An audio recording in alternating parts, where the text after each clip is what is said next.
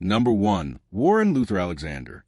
Warren Luther Alexander was a man whose name barely registers in the annals of American criminal history, compared to the more notorious figures of the 20th century. Yet his actions in the state of Mississippi left a scar on the community of Hattiesburg that persists to this day, representing a classic case of a predator moving under the radar of a less technologically advanced era. Born in the early part of the 1950s, Alexander grew up in a society that was vastly different from the one we live in today, a time and place where forensic science was in its infancy and the ability of law enforcement to track violent offenders across state lines was severely limited by a lack of centralized databases and the slow pace of communication. Details about his early life are scant, obscured by the passage of time and the lack of comprehensive record-keeping for individuals who did not achieve immediate national fame. But what is clear from the investigation that later unfolded is that Alexander possessed a deeply violent streak that he managed to conceal long enough to claim multiple victims before his eventual capture. His story is not just about the crimes he committed, but about the investigative landscape of the 1970s, a period when disappearances were often chalked up to people moving on or running away from their lives, a narrative that allowed killers like Alexander to operate with a terrifying degree of impunity for extended periods.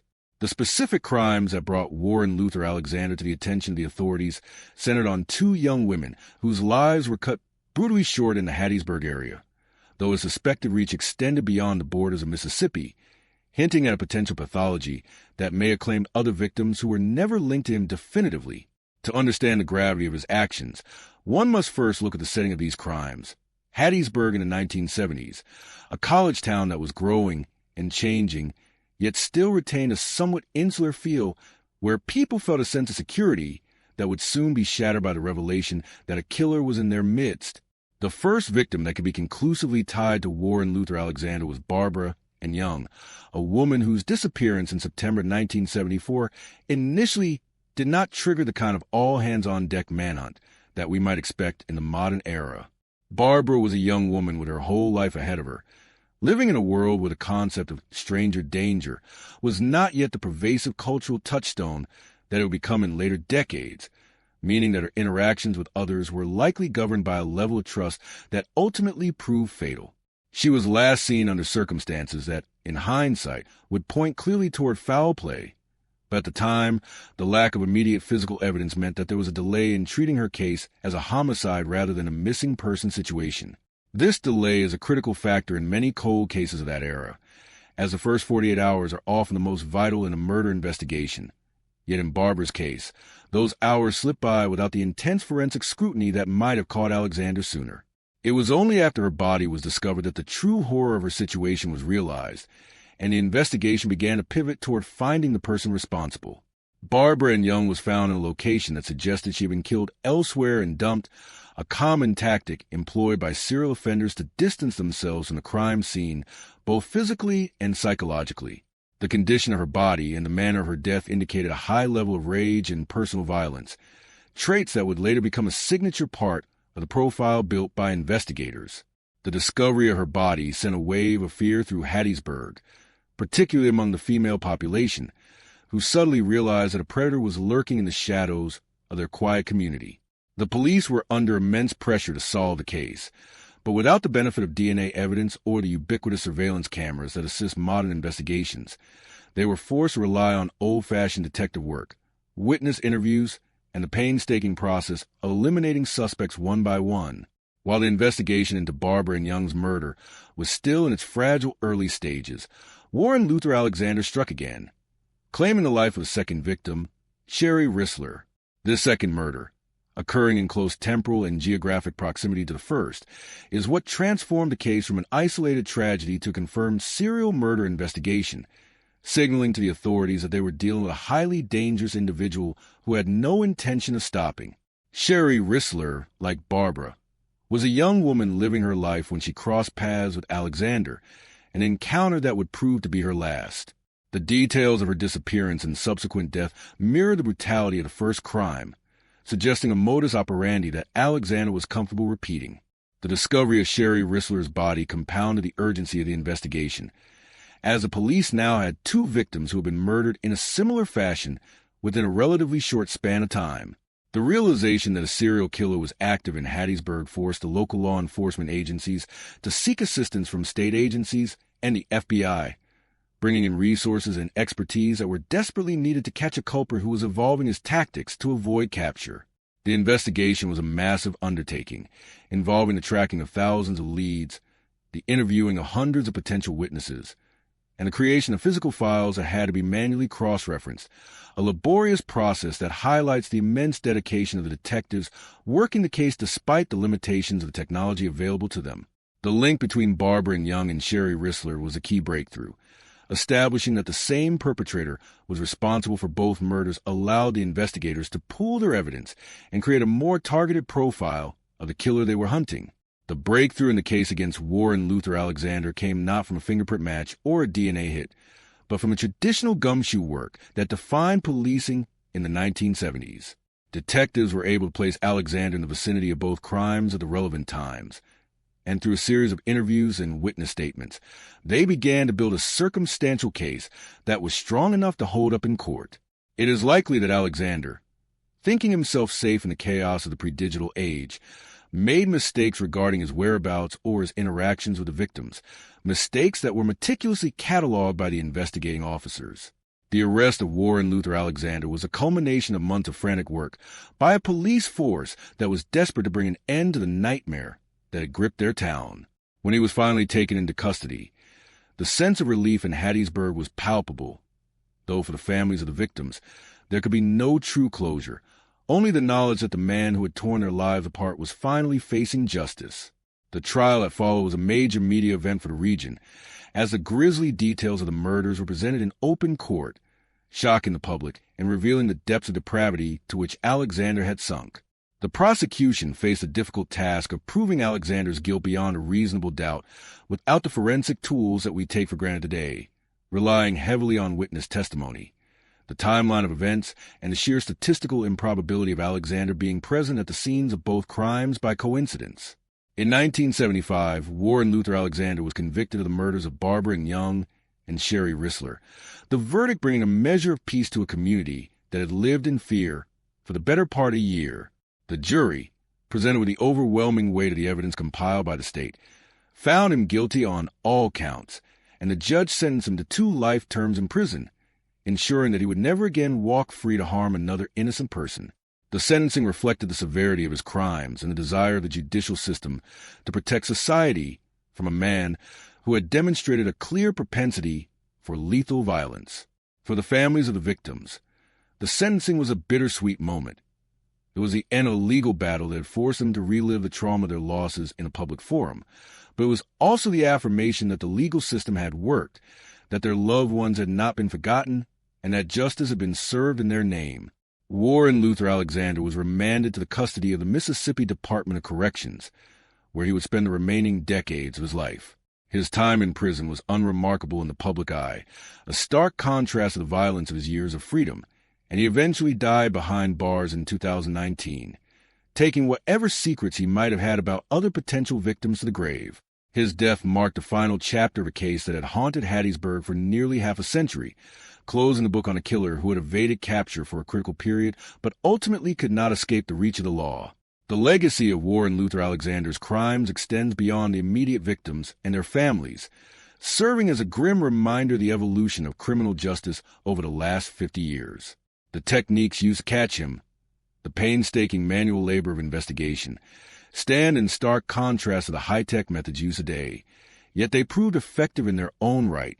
The case also highlights the enduring danger of the predator who targets vulnerable women, a societal issue that persists to this day despite advances in safety and awareness. In Mississippi, the case of Warren Luther Alexander remains a part of the state's dark history, a story told among true crime enthusiasts and studied by those interested in the history of serial murder in the American South. It serves as a testament to the perseverance of law enforcement officers who, working with the tools of their time, managed to bring a killer to justice and restore a sense of safety to their community.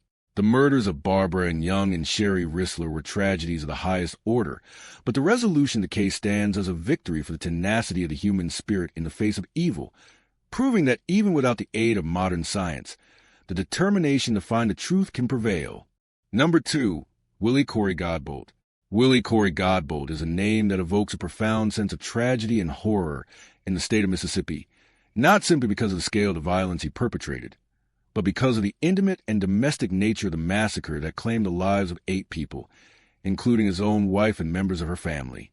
Unlike many serial killers or mass murderers who target strangers in public spaces, Godbolt's rampage on May 27, 2017, was deeply personal, rooted in a toxic stew of marital strife, alleged infidelity, and a possessive, controlling rage that ultimately detonated in 3 separate homes in Lincoln County.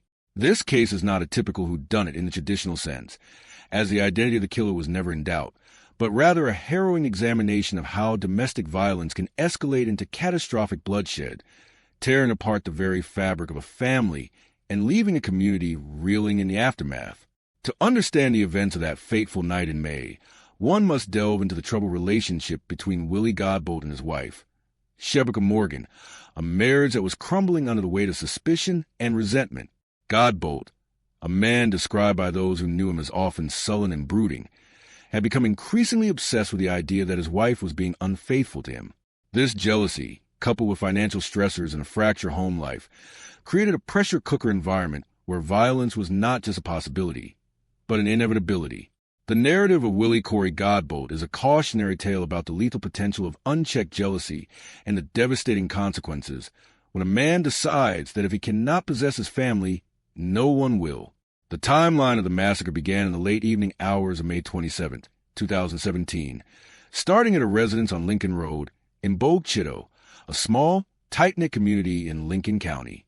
This was the home of Godbolt's mother-in-law, Barbara Mitchell, a woman who had opened her door to her daughter and grandchildren, providing them with refuge from the escalating tension of their marriage. It was here that the first blood was shed, a scene of such brutality that it defies comprehension. Godbolt arrived at the house with intent, armed with weapons and fueled by a murderous rage. Inside the home were not only his wife Shebeka and her mother Barbara, but also other family members who had gathered, likely unaware of the immediate danger they were in. Godbolt's primary target was his wife, whom he blamed for the disintegration of his life, but his violence quickly spilled over to anyone who stood in his way or who he perceived as being aligned against him. In a frenzied attack, he shot and killed Barbara Mitchell, the matriarch of the family, and her sister, Brenda May, a 49-year-old woman who was simply visiting her family. The slaughter did not stop there. Godbolt also turned his gun on 2 young cousins, 17-year-old Jordan Green and 18-year-old Austin Edwards, robbing them of their futures before they had truly begun. The sheer volume of gunfire and the speed of the attack left the survivors in a state of shock and terror, with little time to process the horror unfolding before their eyes. By the time Godbolt left the Mitchell residence, 4 people lay dead, and the nightmare for Lincoln County had only just begun. From the initial crime scene on Lincoln Road, Willie Corey Godbolt fled the area, but he was not done. The rage that had driven him to kill his mother-in-law, his aunt-in-law, and 2 young cousins was still burning white-hot, and he had other targets in his sights. His next destination was a second home just a few miles away on Coopertown Road, the residence of his wife's uncle, 35-year-old Farrell Burrage. Godbolt arrived at the Burrage home with the same lethal intent, encountering Farrell and his wife, Sheila. In a continuation of the violence that had characterized the first attack, Godbolt shot and killed Farrell Burrage. His wife, Sheila Burrage, was also shot but miraculously survived the horrific ordeal, left to bear witness to the murder of her husband and the carnage that had befallen her family. The fact that Godbolt traveled to a second location to kill a specific relative suggests a level of premeditation amidst the madness. He was hunting down those he felt were connected to his wife's supposed betrayal, or those who had supported her in leaving him. The ability to move from one house to another, taking lives at each stop with cold calculation, paints a picture of a man who had completely surrendered to his darkest impulses. The police were by now aware of the unfolding situation, with emergency calls flooding the dispatch center reporting multiple shootings. However, the chaos of the scene, with multiple victims across different locations and an active shooter still at large, created a massive tactical challenge for the responding officers.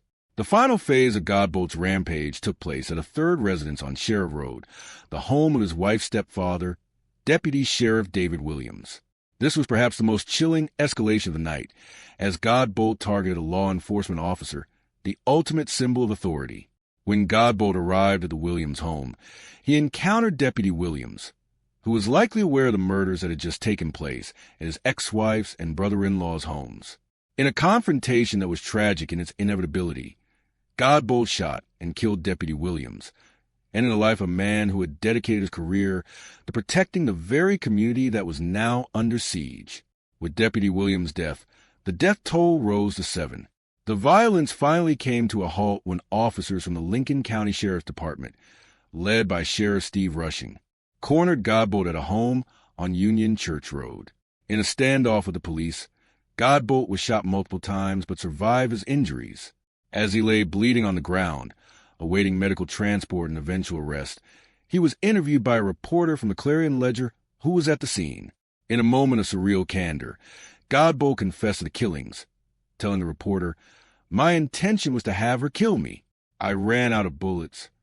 This statement offers a terrifying glimpse into his mindset in the aftermath of the massacre.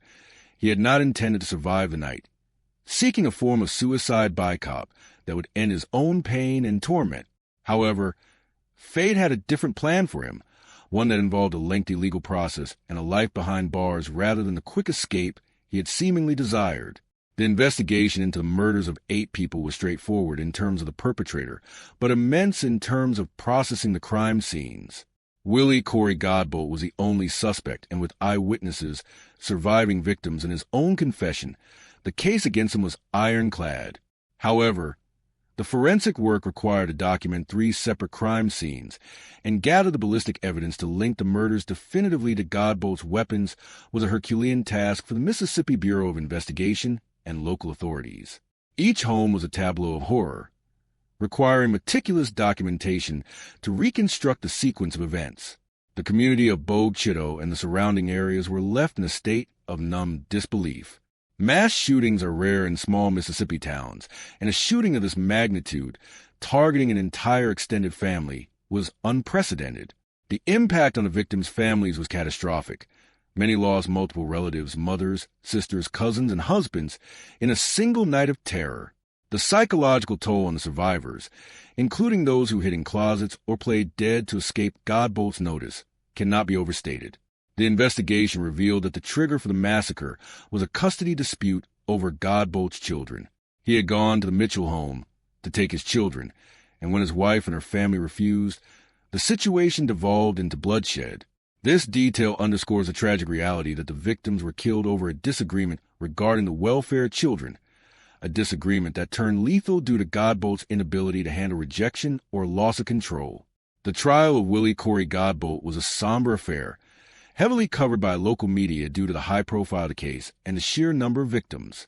Prosecutors faced the daunting task of presenting the evidence of 8 separate homicides to a jury, a process that required them to walk the court through the bloody trail of violence step by step. Godbolt faced the death penalty, and the state pursued it aggressively, arguing that the nature of the crimes, the killing of multiple family members, including children and a law enforcement officer, warranted the ultimate punishment.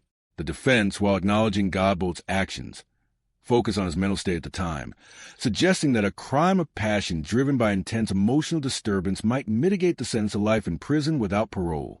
However, the brutality and premeditation involved in traveling to 3 separate homes to murder specific individuals undermined any attempt to frame the events as a momentary loss of control. In June 2020, 3 years after the massacre, a Lincoln County jury found Willie Corey Godbolt guilty on all counts. The trial had heard heartbreaking testimony from survivors and first responders, painting a vivid picture of the terror experienced that night. The deliberation by the jury was relatively short, reflecting the overwhelming nature of the evidence against him.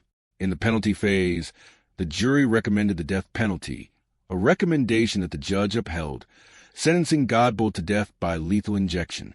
Today, Willie Corey Godbolt sits on death row in Mississippi, his fate sealed by a jury of his peers who deemed his crimes too heinous to allow him to live.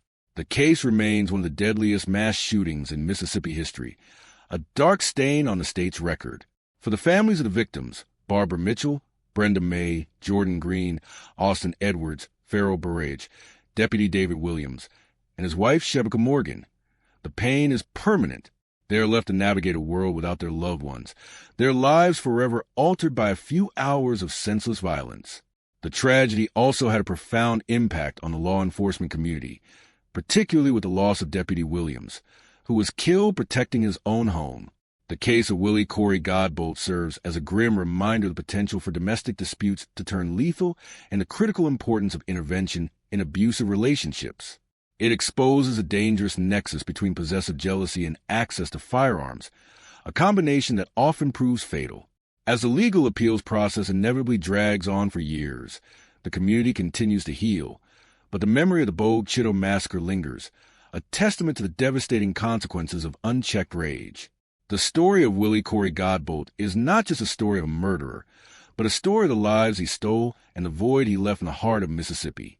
Number 3. Joshua Dotson. The case of Joshua Dotson stands as a stark and grim reminder of the sudden and shattering violence that can erupt within a community, particularly when disputes over territory, respect, or interpersonal conflicts spiral out of control in the presence of deadly weapons. While many serial killers or spree killers act with complex psychological pathology that takes years to decipher, the case of Joshua Dotson in Jackson, Mississippi, presents a scenario of intense, concentrated violence that shocked the city and left 3 families grieving for loved ones who were taken in a sudden burst of gunfire. The incident, which occurred in 2021, highlights the tragic reality of gun violence in urban environments, where a single individual's decision to resort to lethal force can decimate an entire social circle in a matter of moments. Joshua Dotson's name became etched into the criminal history of Mississippi not through a long reign of terror that spanned decades, but through a specific, devastating act of triple homicide that demanded the full attention of the justice system. To understand the narrative of Joshua Dotson, one must look at the environment of Jackson at the time, a city grappling with rising crime rates and the challenges of maintaining public safety, a backdrop against which this specific tragedy played out. The story is one of loss, investigation, and the slow, grinding wheels of the legal system seeking to account for the loss of 3 human lives, each with their own potential, dreams, and connections to the world. The events that define the criminal charges against Joshua Dotson transpired on February 18, 2021, a date that will forever be remembered by the families of the victims as the moment their world was shattered. The location was a residence on Ridgeway Street in Jackson, a place that should have been a sanctuary for the victims, but instead became the scene of their execution. The 3 victims were identified as 33-year-old Brandon Brown, 29-year-old Martell McReynolds, and 27-year-old Kendra McReynolds. These were not strangers to each other, nor likely to the perpetrator. This was a crime born of close contact and heated interaction. According to the investigation conducted by the Jackson Police Department, the incident was not a random act of violence, but a targeted shooting rooted in an ongoing dispute. Details emerging from the investigation painted a picture of a gathering that turned deadly. Joshua Dotson arrived at the Ridgeway Street residence, and a confrontation ensued. Whether the argument was about money, a personal slight, or a long-standing grudge, the tension escalated rapidly from verbal exchanges to lethal physical violence. In a horrifying display of aggression, Dotson produced a firearm and began shooting. The close quarters of the residence meant there was little chance for the victims to escape or defend themselves. Brandon Brown, Martell McReynolds, and Kendra McReynolds were struck by gunfire and died at the scene from their injuries. The sheer brutality of killing 3 men in a single instant speaks to a level of rage or a cold-blooded determination that is terrifying to contemplate. The sound of gunshots in the Jackson neighborhood is a tragedy that occurs too often, but the loss of 3 lives in one event sends a specific kind of shockwave through the community, a signal that the boundaries of safety have been violently breached. The immediate aftermath of the shooting was chaotic and traumatic. First responders arrived at the scene to find a tableau of devastation inside the home. The bodies of the 3 victims bore witness to the violence that had just occurred, and the task of securing the scene and beginning the investigation fell to the Hinds County Sheriff's Office and Jackson Police Department homicide detectives. The investigation into a triple homicide is a massive undertaking, requiring the collection of forensic evidence, the interviewing of any witnesses who might have been present or nearby, and the establishment of a clear timeline of events. In the case of Joshua Dotson, the authorities did not have to look far for a suspect. The nature of the dispute and the immediacy of the violence suggested that the perpetrator was known to the victims. Detectives worked quickly to piece together the movements of Joshua Dotson leading up to the shooting, gathering statements from those who might have heard the argument or seen him arrive at the residence. The investigation relied heavily on witness testimony as forensic evidence, while crucial, often tells a story that requires context. Witnesses who were present or who had interactions with Dotson before the shooting provided the narrative framework that the prosecution would later use. The arrest of Joshua Dotson was swift, a testament to the focused efforts of law enforcement to remove a dangerous individual from the streets as quickly as possible. He was taken into custody without further incident, but the damage was already done. The community was left to grapple with the reality that 3 of its members had been wiped out in a fit of violence, a loss that would ripple outwards affecting friends, extended family, and the neighborhood itself. As the case moved from the streets of Jackson to the Hinds County Courthouse, the legal machinery began at work of prosecuting Joshua Dotson for the murders of Brandon Brown, Martell McReynolds, and Kendra McCrea Knowles. The prosecution faced the task of proving beyond a reasonable doubt that Dotson had acted with malice aforethought, a legal standard that separates murder from manslaughter. The evidence gathered by the police included ballistics reports linking the bullets found at the scene to a weapon, witness testimonies placing Dotson at the scene and describing his actions, and the autopsy reports detailing the cause of death for each victim.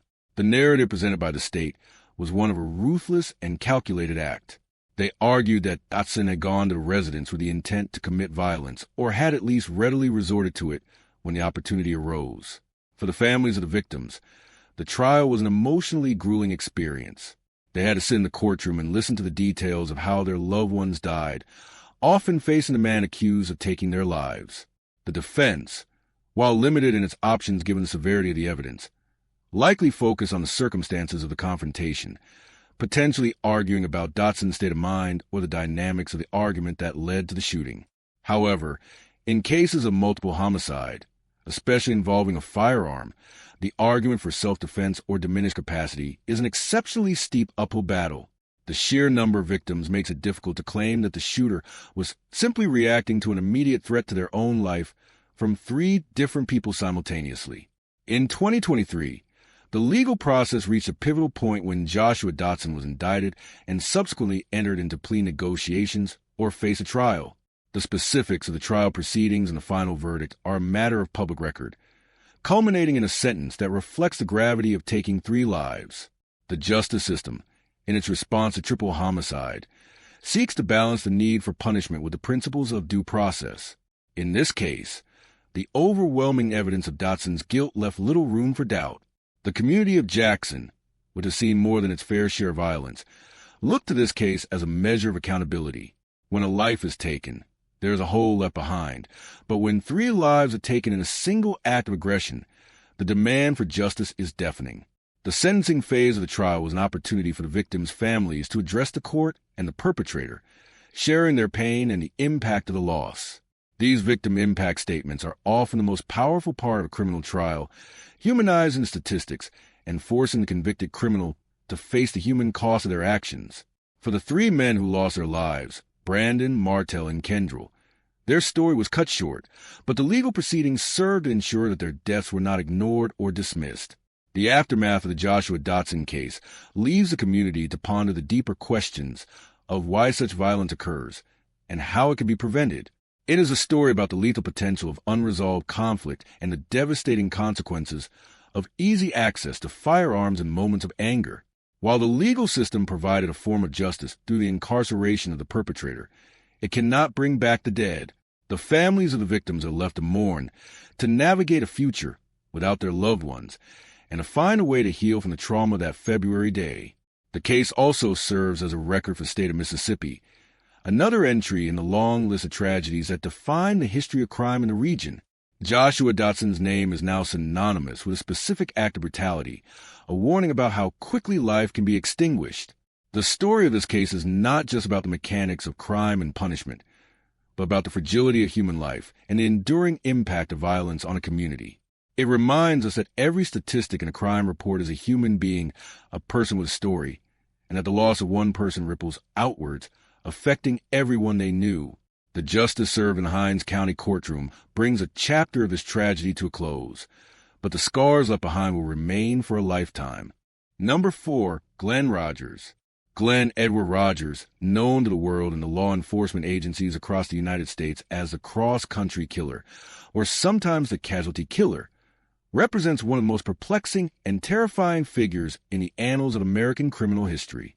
Unlike many serial killers who operate within a specific geographic zone or comfort zone, Rogers was a drifter, a modern-day nomad who moved from state to state, leaving a trail of bodies in his wake that spanned from the Deep South to the Midwest and eventually to California. His connection to Mississippi, specifically the murder of Tina Marie Cribbs in Tunica County in 1995, is a critical chapter in the saga of a man who is suspected of murdering dozens of women, possibly even exceeding the count of more famous serial killers like Ted Bundy or John Wayne Gacy.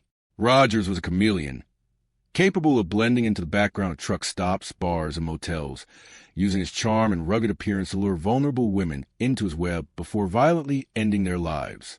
His story is not just a chronicle of murder, but also a testament to the limitations of law enforcement in the pre-digital age, where a killer could simply cross state lines to vanish into a new jurisdiction, often leaving local police unaware that the monster they were hunting had already struck elsewhere.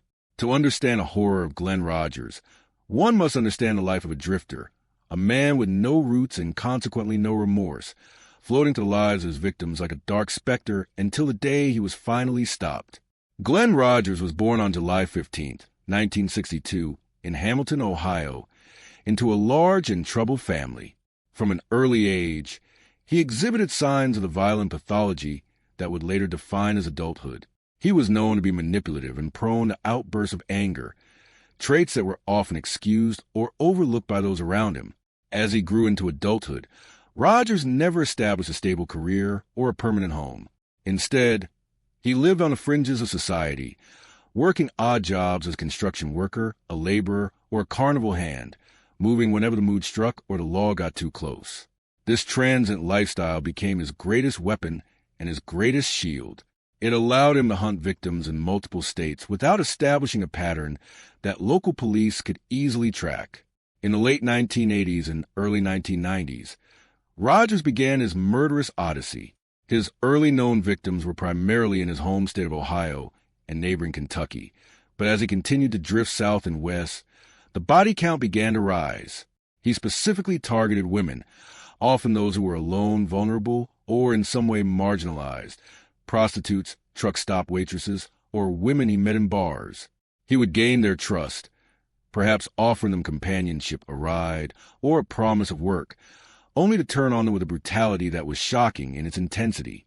The lack of a centralized database for DNA and fingerprint evidence at the time meant that as Rogers moved from Ohio to Florida, to Mississippi, to Louisiana, and finally to California, he was often treated as a first-time offender or a suspect of interest in isolated cases rather than a prolific serial killer.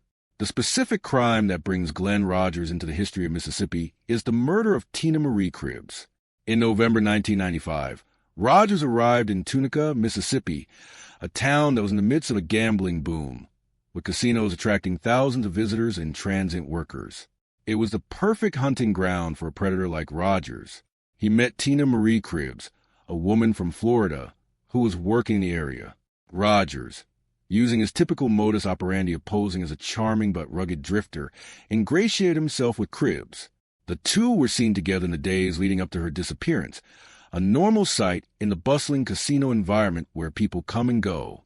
However, on November 6, 1995, Tina Cribbs vanished. Concerned friends and co-workers reported her missing, but in the transient population of Tunica, a disappearance was not always an immediate cause for alarm. It wasn't until several days later, on November 9th, that her body was discovered. She had been murdered, the brutality of the act consistent with Rogers' other known killings. She was found stabbed to death, left in a location that suggested an attempt to conceal the crime or at least delay its discovery.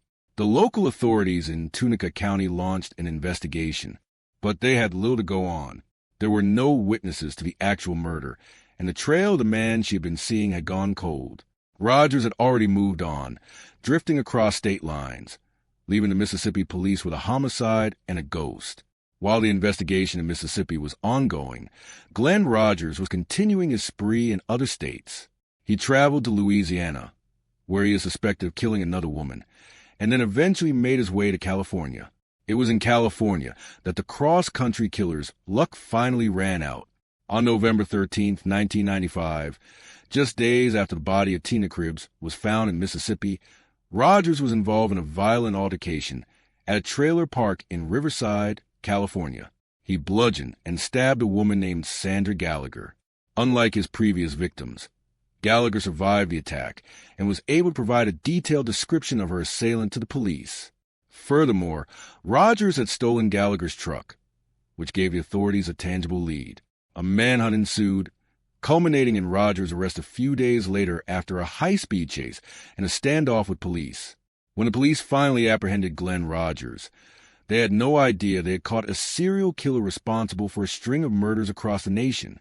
They initially thought they had captured a violent felon wanted for assault and auto theft. However, as investigators began to link Rogers to unsolved homicides across the country, the true scope of his crimes began to emerge. His fingerprints and DNA were run against files in various states, and the hits started coming in Ohio, Kentucky, Florida, Mississippi, and Louisiana. The investigation into Glen Rogers' crimes became a massive interstate effort. Detectives from Tunica County, Mississippi, traveled to California to interview him about the death of Tina Marie Cribbs. Rogers, ever the manipulator, played games with the authorities, sometimes confessing, sometimes denying, and sometimes bragging about crimes he hadn't committed or alluding to others he had. Despite his evasiveness, the evidence against him in the Mississippi case was strong. Witnesses placed him with Tina Cribbs in Tunica, and the timeline of his movements perfectly aligned with her disappearance and death. Moreover, the violent nature of the crime matched his known signature. Rogers was eventually extradited to Florida to stand trial for the murder of another victim, a woman named Andy J. Sutton, for whom he received a death sentence. However, the legal wheels in Mississippi were also turning. In 1997, Glen Rogers faced justice for the murder of Tina Marie Cribbs. The prosecution presented the case that had lured her, gained her trust, and then brutally ended her life before fleeing the state to continue his rampage. The evidence of his flight, coupled with the forensic links and witness testimony, painted a picture of a guilty man trying to outrun his deeds. In 1997, a Mississippi jury found Glen Rogers guilty of the capital murder of Tina Marie Cribbs. He was sentenced to life in prison for this crime, to be served in addition to his other sentences. The legacy of Glen Rogers is one of fear and the haunting realization that evil can exist anywhere at any time, moving silently among us. He is currently sitting on death row in Florida, having exhausted many of his appeals, though the execution process is notoriously slow. In Mississippi, the case of Tina Marie Cribbs was closed with his conviction, bringing a measure of closure to her family, though it can never truly heal the wound of losing a loved one to such senseless violence. Glen Rogers is suspected of killing as many as 70 women, though he has only been convicted of a few. This disparity between suspected and proven crimes is a common frustration in serial killer cases, leaving many families without the legal confirmation of what they suspect to be true. The story of Glen Rogers serves as a grim chapter in Mississippi's criminal history, a reminder of the vulnerability of those who live on the margins of society and the importance of interagency cooperation in law enforcement. His ability to slip through the cracks for so long is a testament to the challenges of policing a mobile society. Today, behind the walls of a high-security prison, the cross-country killer can drift no more, his journey of violence finally halted by the justice system, though the ghosts of his victims continue to haunt the collective memory of the communities he terrorized. Number 5. John Stephen Gardner. The case of John Stephen Gardner is a chilling account of violence that erupted in the city of Jackson, Mississippi in 2018, highlighting the tragic intersection of drug-related conflict and the lethal consequences of unresolved disputes in a volatile environment. While some serial crimes are driven by deep-seated psychological compulsions or a need for control, the narrative of John Gardner often points toward a more immediate and situational eruption of violence, where the line between a criminal enterprise and personal grievance becomes blurred in a hail of gunfire. Gardner's actions resulted in the death of Christopher Smith, a man whose life was cut short in a senseless act of aggression, and the authorities suspected that this was not an isolated incident, but rather part of a pattern of behavior that endangered the community at large. To understand the actions of John Stephen Gardner, one must look at the context of Jackson during this period, a city that was struggling with an increase in violent crime, often driven by interpersonal disputes that escalated rapidly due to the prevalence of firearms. The story of John Gardner is not just about the act of killing itself, but about the investigative process required to untangle the web of relationships, motives, and events that lead to such a tragedy, ultimately bringing a perpetrator to justice in a system that is often overwhelmed by similar cases. The timeline of the central crime that defined John Stephen Gardner's infamy begins on October 14, 2018. On this day, in the broad light of what should have been an ordinary afternoon, the Jackson Police Department responded to a frantic call reporting a shooting in the 200 block of Manship Street in the Belhaven area, a neighborhood that mixes residential homes with local businesses. When officers arrived at the scene, they found the victim, Christopher Smith, suffering from multiple gunshot wounds. Despite the efforts of first responders and the rapid transport to a local hospital, Christopher Smith succumbed to his injuries, becoming another statistic in the city's ongoing struggle with violent crime. The immediate aftermath of the shooting was characterized by confusion and fear, as witnesses scrambled for safety and the police scrambled to secure the scene. The location of the shooting, Manship Street, was a concerning factor for law enforcement, as it was an area that saw a significant amount of foot traffic and was not typically associated with the type of violence usually seen in more secluded or high-crime districts. This suggested that the perpetrator was either operating with extreme recklessness or was driven by a very specific, personal vendetta that overrode any concern for public safety. The investigation into the murder of Christopher Smith fell to the dedicated homicide detectives of the Jackson Police Department. From the outset, they faced the challenges common to urban homicides: a terrified community reluctant to speak, a lack of immediate physical evidence like surveillance footage directly capturing the trigger pull, and the transient nature of the crime itself. However, the detectives quickly began to piece together a narrative that pointed away from a random robbery or an accidental encounter and toward a targeted hit. Through witness interviews and the gathering of intelligence from the neighborhood, a name began to emerge: John Stephen Gardner. As they dug deeper into Gardner's background and his relationship with the victim, a possible motive began to surface. Law enforcement sources indicated that the shooting was likely the culmination of a dispute, potentially involving narcotics or money, a common but deadly catalyst in such tragedies. The investigation revealed that Gardner and Smith were known to each other, transforming the case from a whodunit into a manhunt for a specific individual. The police worked tirelessly to track Gardner's movements in the days following the shooting. They utilized surveillance footage from nearby businesses, analyzed cell phone data, and interviewed associates of both men to build a timeline of Gardner's whereabouts. One of the most critical aspects of the investigation into John Stephen Gardner was the realization that he might have been responsible for additional violence in the area. While the murder of Christopher Smith was the primary focus, detectives were exploring links between Gardner and a second similar homicide that occurred around the same time. This line of inquiry elevated the case from a single murder to a potential serial killer investigation, or at the very least, a case of a repeat offender. The suspicion that Gardner had killed before, and perhaps would again, added an intense urgency to the manhunt. The police were aware that a man who has killed once and is facing the pressure of a police investigation is capable of anything to avoid capture. The breakthrough in the case came when investigators were able to locate John Stephen Gardner and bring him in for questioning. The details of his arrest were the result of solid police work, following the trail of evidence that had been meticulously gathered over the course of the investigation. When he was taken into custody, the police had enough probable cause to charge him with the murder of Christopher Smith, marking the beginning of the next phase of the legal process. The trial of John Stephen Gardner in 2021 was the culmination of years of work by the Jackson Police Department and the Hinds County District Attorney's Office. Inside the courtroom, the prosecution presented a case built on the foundation of the forensic evidence collected at the scene on Manship Street, the digital footprint that placed Gardner there, and the witness testimony that established the motive of a deadly dispute. The prosecution painted a picture of Gardner as a man willing to use lethal violence to settle scores, a dangerous element in the community who needed to be permanently removed. They argued that the act of shooting Christopher Smith multiple times was not just a crime of passion, but a calculated execution driven by avarice or anger. The defense, faced with the gravity of the evidence in the charge of murder, had limited options.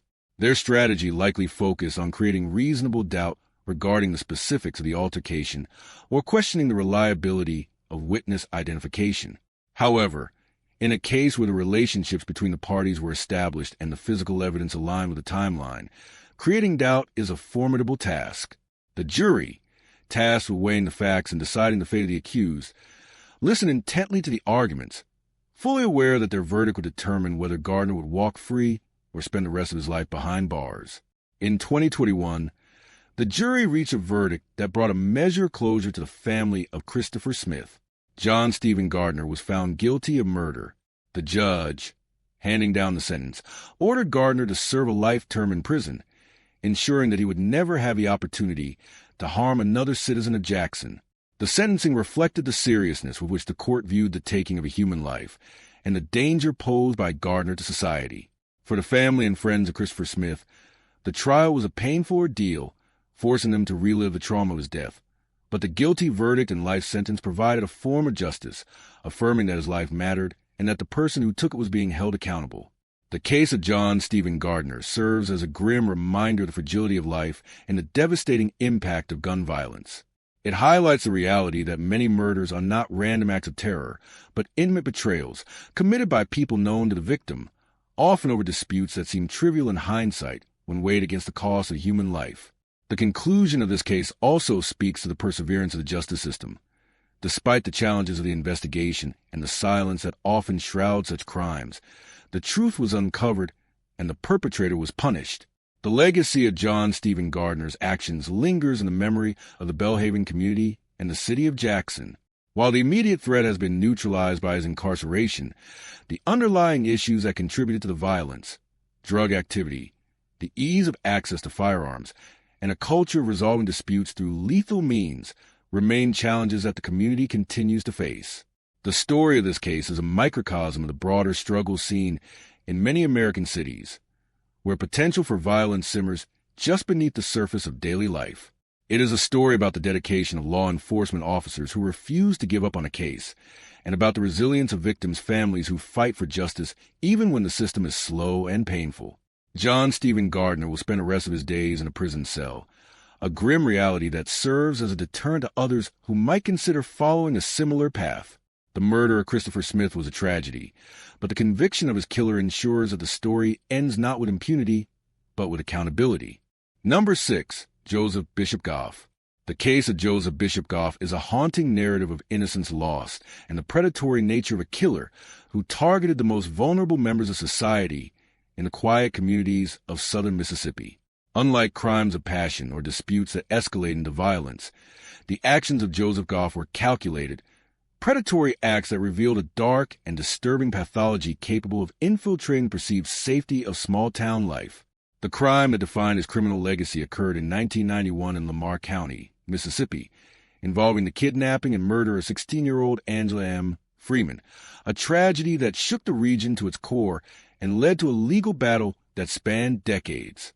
To understand the full weight of this case, one must examine the background of Joseph Goff, a man whose history of violence against women served as a grim prelude to the ultimate act of brutality that landed him on death row. The story of Joseph Bishop Goff is not just a recounting of a criminal act. It is a study in the failure of the justice system to contain a known danger until it was too late, and the relentless pursuit of justice by a community unwilling to let a young girl's death go unpunished. Joseph Bishop Goff was not a stranger to the criminal justice system when he arrived in Mississippi in the early 1990s. His history traced back to other states, where he had exhibited violent tendencies that should have served as warning signs. Born in 1956, Goff's adult life was marred by encounters with the law, including accusations and convictions related to sexual violence and assault against women. This pattern of behavior is a critical component of his criminal profile, demonstrating a predilection for violence that escalated over time. Like many serial predators, Goff learned to navigate the system, moving between states and exploiting gaps in communication between law enforcement agencies. Before his arrival in Lamar County, he had already been convicted of a similar crime in another jurisdiction, a fact that makes his presence in Mississippi and his ability to commit further atrocities even more infuriating. He was a man who wore a mask of normalcy, blending into background, but behind that mask lay a capacity for cruelty that few could comprehend. This background is essential to understanding the murder of Angela Freeman. It was not an anomaly or a sudden break from reality for Goff, but rather the continuation of a violent streak that the system had failed to permanently quash. The timeline of the crime begins on November 8, 1991. Angela Freeman, a 16-year-old girl with her whole life ahead of her, was visiting the popular swap shop in Lumberton, a local flea market that served as a social hub for the community. She was there in the company of her mother, a normal outing on a seemingly harmless day. At some point during the visit, Angela separated from her mother, intending to look around or meet friends. It was during the separation that she crossed paths with Joseph Bishop Goff. Witnesses would later place Goff at the swap shop, lurking in the area. It is believed that Goff saw Angela, identified her as a vulnerable target, and moved in. The details of what transpired between the initial contact and the abduction are pieced together from the investigation and Goff's own confessions, but the outcome is tragically clear. Angela Freeman was abducted from the swap shop. She was forced into Goff's vehicle, a white van, an event that likely happened quickly to avoid detection. The frantic search for Angela began almost immediately when her mother realized she was missing. The community rallied to look for the missing teenager, but as the hours turned into days, the hope for a happy reunion began to dim. The abduction of a child is every parent's worst nightmare, and for the Freeman family, that nightmare was becoming a devastating reality. Following the abduction, Joseph Goff transported Angela Freeman to a remote area in Lamar County, away from the prying eyes of the public. It was there, in a secluded spot often used by hunters or locals seeking privacy, that Goff committed the ultimate act of violence. He sexually assaulted Angela and then murdered her in an effort to cover his tracks and silence his victim. The brutality of the act speaks to the utter lack of empathy in Goff's character. After killing her, he disposed of her body in a wooded area near a place known as Black Creek, a location that would become central to the forensic investigation. For days, Angela was listed as a missing person, with volunteers and law enforcement combing the area around the swap shop and surrounding woods. It was not until November 12th, for days after her disappearance, that her body was discovered. The scene was gruesome, confirming the worst fears of the community. The discovery of the body transformed the investigation from a missing persons case to a homicide hunt. The pressure on the Lamar County Sheriff's Department and the Mississippi Bureau of Investigation was immense. They had a dead teenager and a predator on the loose who had shown no hesitation in killing. The investigation into Angela Freeman's murder moved rapidly once the body was found. The forensic team worked tirelessly to gather evidence from the scene and from Angela's body, looking for DNA, fibers, or any trace of the killer. At the same time, detectives were interviewing everyone who had been at the swap shop on the day of her disappearance. A portrait of a suspicious man in a white van began to emerge. Joseph Bishop Goff, a relative newcomer to the area, quickly became a person of interest. His van matched the description, and his behavior was deemed evasive when approached by authorities. When investigators looked into Goff's background, they discovered his prior convictions for similar crimes in other states, which skyrocketed him to the top of the suspect list. The evidence linking Goff to the crime began to mount. Witnesses identified him at the swap shop. Fibers from his van were found consistent with the victim's clothing or the scene. Most damningly, Goff eventually broke under interrogation and confessed to the crime.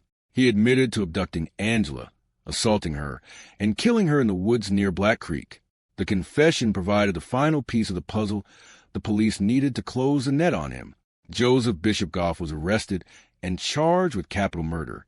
The trial of Joseph Bishop Goff was a somber event for Lamar County. The prosecution sought the death penalty, arguing that the nature of the crime, the kidnapping and murder of a child, was so heinous that the only appropriate punishment was execution. They presented the evidence of his prior violent history to establish a pattern of predatory behavior, arguing that he was a habitual offender who was beyond rehabilitation. The defense attempted to mitigate the sentence, focusing on Goff's difficult upbringing or attempting to suppress some of the evidence, but the weight of the evidence was insurmountable. The jury, confronted with the horrific details of Angela Freeman's final hours and the cold reality of Goff's actions, found him guilty of capital murder. In 1993, Joseph Bishop Goff was sentenced to death. For the Freeman family, the sentence was a step toward justice, though no legal outcome could ever bring Angela back. However, the story did not end there. Goff's case entered the appeals process, a long and winding road that is common in death penalty cases.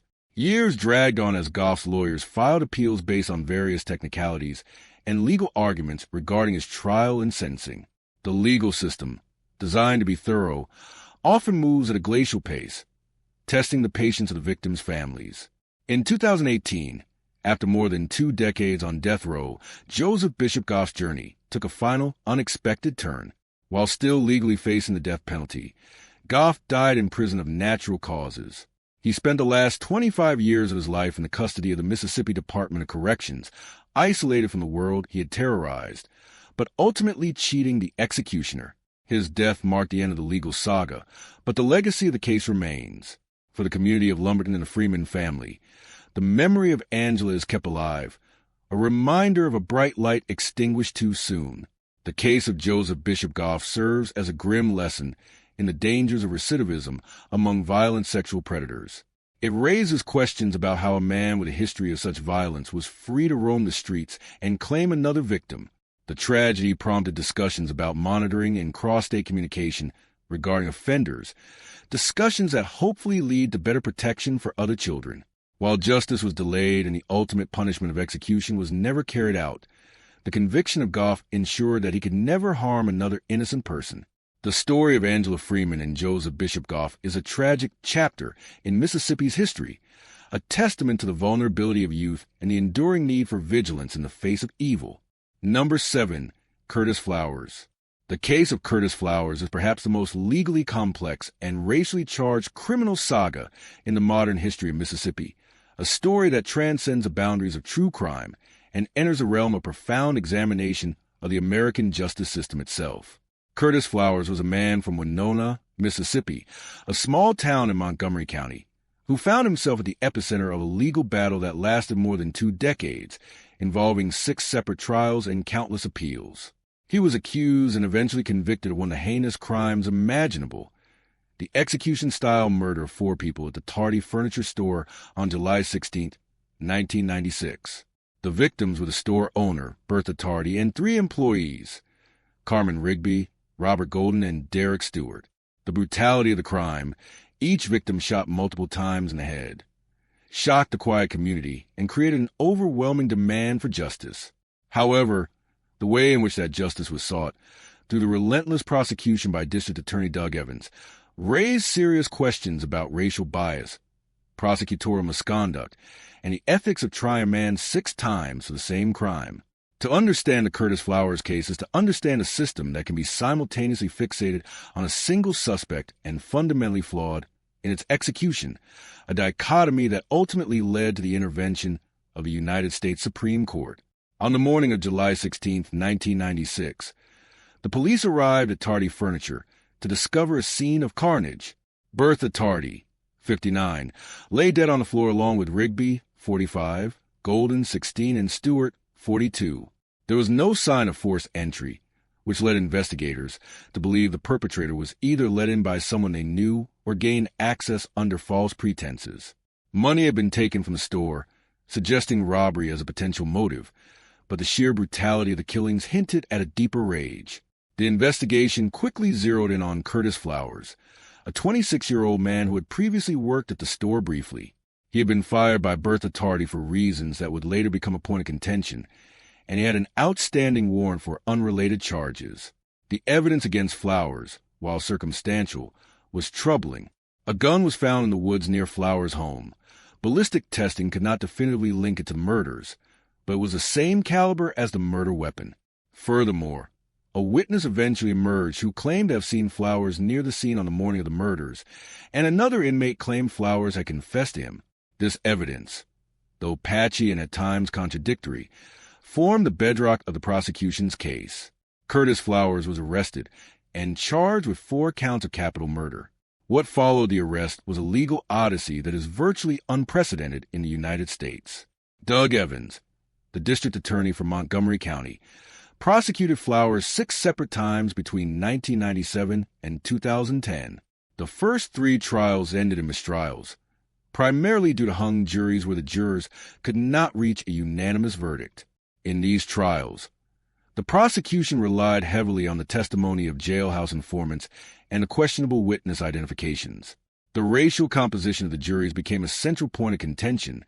Montgomery County has a significant African-American population, yet in the first few trials, the prosecution utilized peremptory strikes to remove black jurors, resulting in juries that were predominantly or all white. This practice of striking jurors based on race is unconstitutional, and it would become the Achilles heel of the prosecution's case. The 4th trial in 2004 resulted in a conviction and a death sentence, but the Mississippi Supreme Court overturned it due to prosecutorial misconduct, specifically regarding DA Evans' questioning of witnesses. The 5th trial in 2007 also resulted in a death sentence, but again, the Mississippi Supreme Court reversed conviction, this time citing racial bias in jury selection. It was a pattern that seemed impossible to break. The state was determined to execute Curtis Flowers, but the courts kept finding that the methods used to secure that conviction were unconstitutional. The 6th and final trial took place in 2010. By this time, the case had garnered national attention. Despite the overturned convictions, DA Evans persisted. In this trial, an all-white jury was again impaneled after the prosecution struck every potential black juror.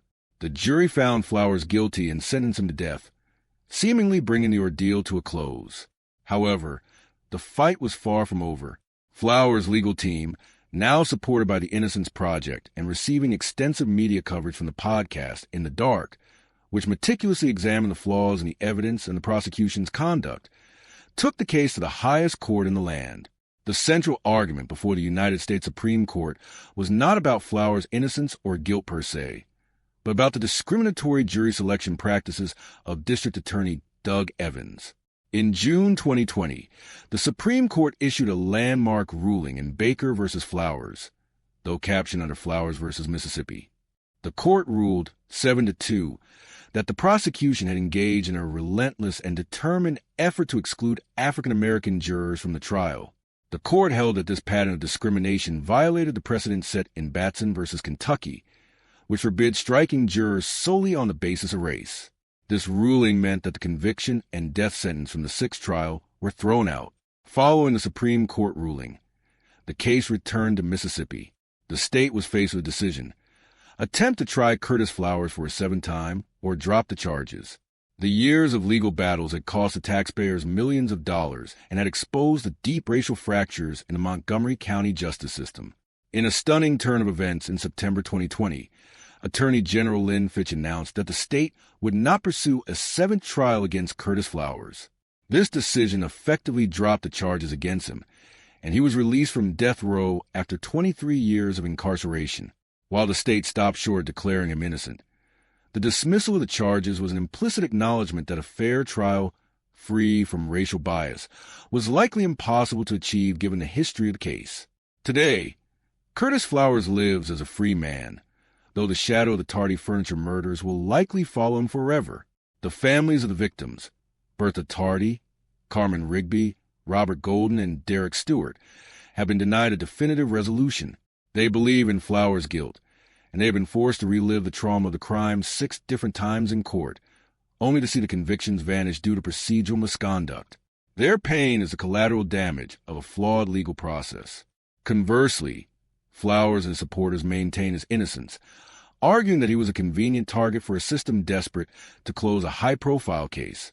The truth of what happened in that furniture store in 1996 remains contested, buried under layers of appeals, overturned verdicts, and legal arguments about jury selection. The Curtis Flowers case serves as a stark reminder that the pursuit of justice is not just about finding the perpetrator, but about how that pursuit is conducted. It forces us to confront the reality that racial bias can poison the well of justice, turning the quest for truth into a weapon of oppression. The dismissal of the charges against Flowers brought an end to his personal nightmare, but it left the community of Winona and the state of Mississippi to grapple with a legacy of doubt, division, and unanswered questions.